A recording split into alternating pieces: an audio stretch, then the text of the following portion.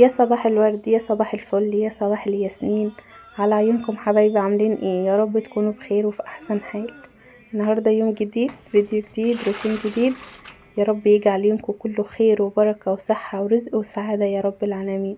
النهارده الجمعة، جمعة مباركة عليكم جميعا يا رب ان شاء الله. النهارده الجو نوعا ما كويس عن امبارح واول امبارح، يعني حر بس مش حر زي امبارح واول امبارح. فالحمد لله على كل حال. صحينا بقى النهارده الجمعة، صحينا بدري. الولاد عندهم دروس بدري النهارده، مراجعات عشان بكرة اول يوم امتحانات لاخر السنة. هنبدأ بكرة ان شاء الله، ربنا يا رب يوفق ولادنا جميعا يا رب العالمين. قمت بقى اعمل لهم فطار كده، حمرت لهم بطاطس وعملت لهم جبنة قريش كده بالفلفل الاخضر والخيار. وكمان حطيت بيض على النار وجبت بقى جبنه مزبده. عايزه اقول لكم ان انا بحب الجبنه المزبده دي بزيت الزيتون، بالذات الجبنه المزبده اللي هي الناشفه دي. بحبها بزيت الزيتون. قلت بقى كده ايه، اهرس قطعه وكمان احط عليها زيت زيتون وازوق الطبق كده بشرايح الخيار. النهارده حابه اتكلم كده في كذا سؤال جه في الكومنتات. او الاسئله اللي جت بخصوص الحمام والسباك وكده. وفي اسئله جت بخصوص المدرسه. كان في حد بيسالني يعني ازاي نقلت المدارس وكده. فحابه اتكلم بقى معاكم وارد على كل اسئلتكم، ويا رب تستفادوا من الفيديو واكون بوصل ليكم المعلومه. واي حد عنده سؤال او استفسار او اي حاجة تخص المدارس او الاسكان الاجتماعي او كده، اكتبوا لي في الكومنت وانا هرد عليكم وهرد على كل اسئلتكم. وان شاء الله يا رب يعني اقدر افيدكم، وكمان تستفادوا من الفيديو معايا ان شاء الله. كنا هنا خلاص بقى، يعني انا حضرت الفطار. قلنا نفطر الاول وكمان انزل الولاد الدروس ونشوف بقى هنعمل ايه ونبدأ يومنا ازاي. وده كان فطارنا، اللهم ديمها نعمة يا رب واحفظها من الزوال يا رب العالمين.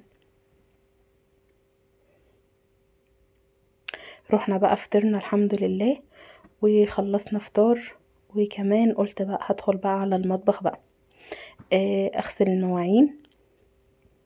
كنت هنا خلاص بقى جمعت المطبخ وجمعت المواعين في الحوض، وقلت بقى اغسل المواعين وانا ايه بدردش معاكم كده وبرد على الاسئله.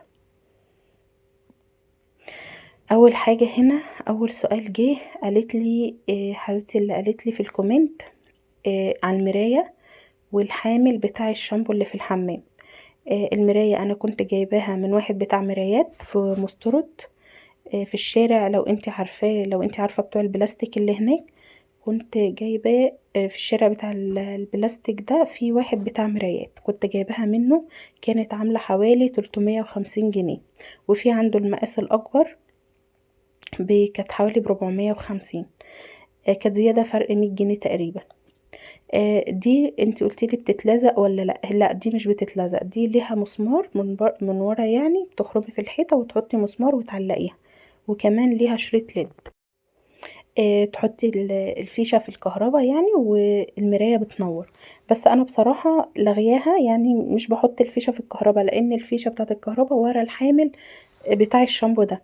فلازم عشان احط الفيشة بتاعت المراية في الكهرباء لازم اشيل الحامل خالص عشان اقدر انور المراية. فقلت بقى مش مشكلة، يعني مش لازم انورها. وكمان عشان الكهرباء والولاد يعني بخاف عليهم بصراحة، فقلت لا يعني بلاش احط الفيشة. بس كده. فقلت لك جايباها منين وسعرها كام زي ما سألتيني.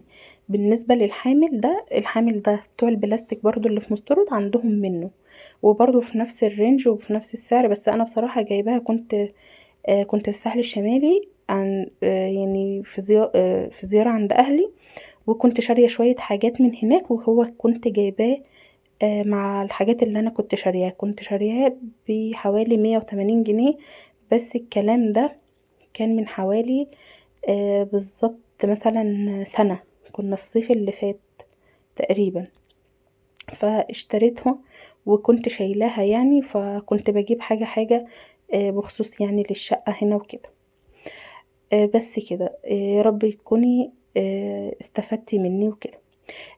بس بخصوص السباك حبيبتي برضو اللي سألتني على موضوع السباك، عايزة رقم السباك، انا كتبتلك رقمه، اسمه عم عادل، في الكومنت، ورديت عليكي في الكومنت. هو اسمه عم عادل، بيجي من الشرقية، وكمان ليه صفحة على الفيسبوك. ممكن تبحثي عليها، تكتبي عم عادل السباك، ممكن هيطلع لك. هو راجل كبير في السن شوية، بس ما شاء الله عليه، يعني مش شاب، عشان هو بيطلع بصورته، فانا بقولك يعني عشان تكوني يعني عارفاه. آه، ف بس شغله ما شاء الله، يعني شغله عنده ضمير، شغله حلو جدا، وعامل لناس كتير في العبور الجديدة، عامل لهم شغل كتير للحمامات. احنا بصراحة برضو عرفناه من عن طريق النت. وجي كلمناه، وبيجي من الشرقية، بيجيلك عادي. كلمناه، وجي هو عمل لنا موضوع السباكة، بس هو ملوش علاقة بموضوع البلاط، هو ليه علاقة بس بالسباكة فقط. احنا لما جينا احنا عملنا، هو جه فك القعدة والحوض، وفك البانيو والحاجات دي. واحنا جبنا حد كسر الحمام، الارض بتاعة الحمام، وشلنا التكسير. هو جه ظبط السباكة الباقية اللي هي كانت المفروض تتعمل في الأرضية أو في الحيطان أو كده. وبعد كده جبنا حد بلط الأرض، وسقلنا الحمام، وسقينا الأرضية، البلاط بتاع الأرض، الشقة كلها. وبعد ما خلصنا البلاط كلمناه تاني، جه ركب بقى كل حاجة، ركب الخلاطات، وركب الحنفيات، وركب القعدة، وركب الحوض، ورجع كل حاجة زي ما كانها، زي ما انتوا شفتوا كده في الفيديو التاني. ان شاء الله يا رب تكوني سمعتي الفيديو، وعرفتي ان انا كتبتلك رقمه واسمه في الكومنت اللي حضرتك كتبتيه. تاني حاجة بقى عايزة ارد برضو آه على حد كتبت لي يعني في الكومنت، بخصوص المدارس، وسألتني عن المدرسة بتاعت احمد زويل، وازاي نقلت ولادي، يعني ازاي نقلت ولادي هنا في العبور. اول حاجة مدرسة احمد زويل، الناس اللي انا اعرفها وولادها في احمد زويل بتشكر فيها، يعني بتشكر في مدرسة احمد زويل. عايزة اقول لحضرتك على حاجة، ان احمد زويل دي لغات، واللغات كمان ما فيهاش عدد كبير من الولاد، لان مش كل اللي محول هنا هو كان في لغات، يعني فاهمة قصدي. فالعدد قليل في المدرسة، مش العدد كبير، فمش عايزاكي تبقي قلقانة. حاجة تانية، ان المدارس الحكومة هي اكتر عدد هنا، لان هي لسه كمان مدرسة واحدة اللي هي بتاعت عمر بن العاص دي. انا ولادي بصراحة في حكومة. انا كانوا ولادي في خاصة. وطبعا احنا عارفين ان احنا لما ننقل من محافظة لمحافظة المفروض بيكون صعب، بس لما تنقلي من مدرسة لمدرسة في نفس المحافظة ده بيكون سهل. ما فيهوش اي صعوبة. يعني احنا خلصنا الاجراءات، طلبت المدرسة، ولادي كانوا في مدرسة خاصة، طلبت منهم ان انا عايز انقل ولادي. بيدوكي ورق كده بتمليه من المدرسة، بس لازم الأب، يعني لازم في موضوع النقلان ده ولي الأمر يكون الأب، الأم ما تنفعش. يعني أنا لما روحت وسألت وكنت عايزة أعمل الإجراءات، قالوا لي لازم باباهم اللي يجي. أنا مامتهم برضو لأ، لازم الأب. فروحنا برضو خلصنا. الإدارة في نفس المكان، يعني لو هم في مدرسة، يعني مثلا هم في القاهرة وبتنقلوهم قليوبية، لازم تروح الإدارة بتاعة بنها. لكن لو هم مثلا بتنقلي من قليوبية لقليوبية عادي، من مدرسة لمدرسة، فبتروح الإدارة اللي هي في نفس المكان، مش بعيدة، بتبقى برضو لو حضرتك في شبرا الخيمة، الإدارة بتاعتهم في الشارع الجديد بس. وبتجيبي بيان نجاح للولاد، وبيطلع بعد اسبوع. وبتكملي الاجراءات، بتيجي المدرسه هنا في العبور، بتاخدي الموافقه وتكملي الاجراءات وبس. فالموضوع سهل، مش عايزاكي تبقي قلقانه. والمدرسه بتاعت احمد زويل مدرسه كويسه برضو، العدد فيها مش كتير. فان شاء الله ربنا يا رب يكتب لك الخير، واكون رديت عليكي واستفدتي من الفيديو كده. النهارده بقى اليوم يا بنات، عايزه اقول لكم ان انا النهارده ريحت بصراحه. باقي عندي اكل من امبارح، وكمان النهارده قضيت اليوم و فقلت بقى النهارده بقى اعمل لهم كيكه، ويعني رتبت البيت ورجعت كل حاجة زي مكانها، وروقت وكنست وشغلت المكنسة وظبطت البيت. فقلت بقى خلاص بقى النهاردة بقى اشارك معاكم وانا بعمل لهم كيكة بالشوكولاتة يا بنات، بس تحفة جدا جدا جدا. عايزة بس ارد على كومنتات حبايب قلبي اللي بيكتبوا لي احنا احنا جيرانك في الياقوت وفي الفيروز وفي الحي ال16. انتوا منورين الدنيا كلها، منورين العبور كلها. ربنا يا رب يسعد لي قلوبكم يا رب، ويفرح قلوبكم ويكرمكم بالخير والصحة والسعادة يا رب. انتوا بتقولوا لي ان احنا جيران، انتوا احلى جيران في الدنيا. يسعد لي قلوبكم حبايب قلبي ويكرمكم ان شاء الله. آه عايزه اقول لكم يا بنات اللي بيتابعني اكتبوا لي في الكومنت انتوا بتتابعوني منين. حبايبي كتير جدا جدا بيتابعوني من دول مختلفه. انا بشكركم جدا على كلامكم الجميل اللي بيوصلني، على دعواتكم الحلوه اللي بتوصلني وتشجيعكم ليا. عايزه اقول لكم ان كلامكم ده بيفرحني جدا وبيسعدني، وبيخلوني كده اتشجع. حتى لو انا مكسله مش عايزه اصور، فانا بقوم اصور مخصوص عشانكم وعشان اشارك معاكم الفيديو. لان انا بجد بجد بكون مبسوطه لما بقرا كل كومنت بتكتبوه، بحس بسعادة. وانتوا اغلى اخوات واحلى اخوات في الدنيا. واللي بيكتب لي كومنت حلو ربنا يا رب يجازيكوا عنه خير، ويكرمكوا اضعاف اضعاف ما بتقولولي، ويكرمكوا بالمثل يا رب العالمين، ويكبر خاطركوا ويفرح قلوبكوا زي ما انتوا بتكبروا خاطري وبتفرحوا قلبي كده حبايبي. الله لا يحرمني منكم يا رب العالمين. النهارده بقى عملت بقى صينيه الكيكه دي، طلعت تحفه تحفه جدا يا بنات. عارفين الكيك نفسه عامل زي كيك الجاتو والتورته اللي احنا بنشتريها من بره، والله يا بنات. وعايزه اقول لكم كمان بيرجع لنوع الكاكاو. نوع الكاكاو ده تحفه جدا جدا، زي ما قلت لكم قبل كده بنجيبه من باب البحر.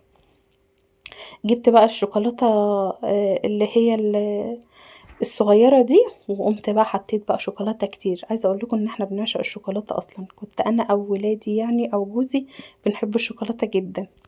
فحطيت بقى شوكولاته ورحت بقى ادخلها الفرن. في البوله دي بقى انا هعمل صوص شوكولاته تحفه جدا جدا جدا يا بنات. ممكن تحطيه في بطرمانات ينفع زي النوتيلا. بصوا كل حاجه يبقى جاهز معاكي كده للولاد في سندوتشات، بيكون تحفه. المكونات كلها عايزاها تبقى يعني تعملوها قد بعضها. يعني مثلا نص كوبايه زيت، نص كوبايه سكر، ونص كوبايه لبن او حليب، ونص كوباية من الكاكاو. وفي الخلاط بقى بالهاند بلندر تقدري تعملي الخطوة دي. هتضربيهم كويس جدا جدا جدا لحد ما قوامهم يتقل معاكي، ويبقى معانا احلى صوص شوكولاتة.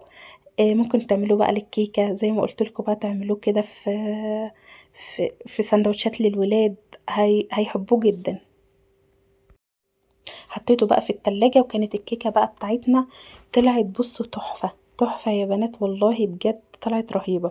عايزة اقول لكم مكوناتها هي كوبايتين دقيق، وكيس كيك شيف، ومعلقتين كبار كاكاو. وقلبت المكونات الجافة مع بعض وسبتهم على جنب. وجيت في بولة فاضية حطيت كوباية سكر، ونص كوباية زيت، وكوباية حليب، وثلاث بيضات، وظرفين من الفانيليا. وضربتهم كويس جدا لحد ما كل حاجة دابت معانا. وبعد كده فضيت عليهم الخليط بتاع الدقيق ده.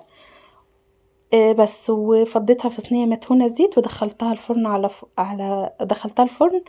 كنت مشغلاه يعني قبل ما ابدأ كمان الكيكة في الرف اللي في النص. وطلعت بقى معانا بالجمال ده.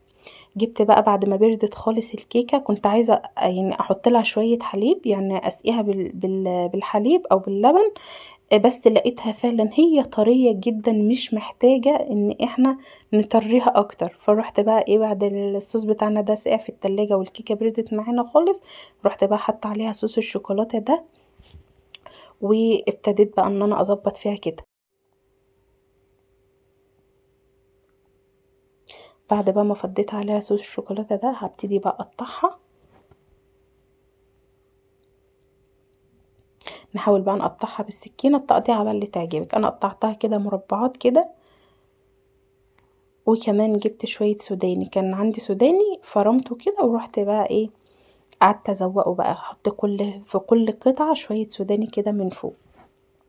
تقدري تزوقي باي حاجه انت حباها، يعني مش شرط سوداني، هو ده متاح عندي. ممكن حضرتك تحطي اي مكسرات، فستق، بندق، اي حاجه، جوز الهند، عايزه تسيبيها كده لو مش بتحبي المكسرات. عادي، هي طعمها اصلا تحفه لوحده. كمان صوص الشوكولاته ده تحفه جدا مع الكيكه يعني. وكمان انا حاطه في الكيكه شوكولاته، فمخلي الكيكه تحفه. حطيتها بقى في التلاجة، قلت بقى قبل ما تسقع. طبعا الولاد عايزين فشار، عايزين مقرمشات، فقلت بقى اظبط لهم كده واشجعهم عشان يقعدوا يذاكروا ويشوفوا ايه اللي وراهم ويقعدوا يراجعوا عشان بكره الامتحان. ربنا يا رب يوفقهم يا رب، ويجعل تعبنا وتعبهم بفايده يا رب العالمين. قلت بقى كمان ايه، عبال ما الفشار يعني يجهز هروح بقى اعمل لهم شوية مقرمشات، واعمل لهم كمان شوية عصير مانجا. جبت هنا بقى شوية زيت كده، جبنا بقى المقرمشات اللي بيقولوا عليها الفنكوش ده وقلت بقى اعمل لهم شوية.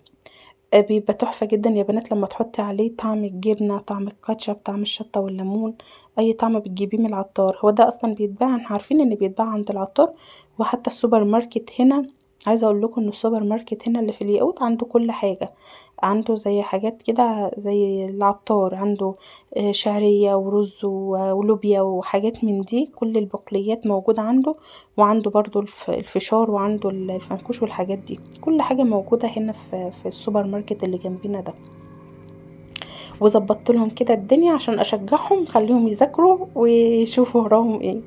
وده كان يومنا النهارده، وده الفيديو بتاعنا النهارده. يا رب الفيديو يكون عجبكم واستفدتوا من الفيديو، ويا رب اكون رديت على الاسئله بتاعتكم وتكونوا استفدتوا. ويا رب كده يكتب لنا الاجر ويصلح حالنا وحالكم يا رب العالمين، ويفرح قلوبكم يا رب العالمين. وده كان الفيديو بتاعنا، وده كان يومنا. اللهم دمها نعمة يا رب، واحفظها من الزوال. واشوفكم في فيديو جديد ويوم جديد وروتين جديد. والسلام عليكم.